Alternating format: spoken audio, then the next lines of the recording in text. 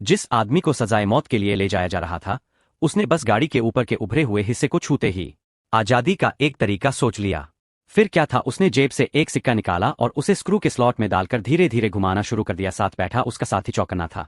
वो लगातार गाड़ी में लेट गए जब गामी फिर उठ बैठा और अपने काम दोबारा शुरू कर दिया। दोनों की जबरदस्त तालमेल से एक स्क्रू कुछ ही देर में निकल गया। अब उसने सिक्का अपने दूसरे साथी को दिया और वही तरीका दोहराकर दूसरी ओर का स्क्रू भी निकाल दिया। इसके बाद उन्होंने उस पैनल को जोड़ने वाली जंजीर को खोल दिया। अगले ही पल दोनों ने जोर लगाकर पीछे की सुरक्षा प्लेट को हटा दिया। गार्ड को इस सब की भनक तक नहीं लगी और तभी दोनों ने अपने पैरों से ड्राइविंग सीट की ओर जोरदार ठोकर मारी। गाड़ी का पिछला हिस्सा ढीला होकर तेजी से पीछे की ओर सरकने लगा। जैसे ही जमीन पीछे छूटने लगी, साथी के चेहरे पर डर साफ दिख रहा था, पर उस आदमी ने कोई हिचक नहीं दिखाई क्योंकि उसके दिमाग में बस एक ही बात थी, आजादी।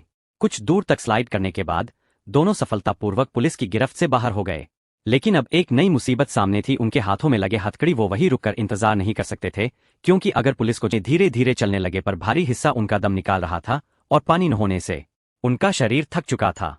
अचानक दोनों एक ऊंचाई से नीचे गिर पड़े और ढलान के कारण गाड़ी का हिस्सा पूरा 360 डिग्री घूमते हुए नीचे आ गिरा।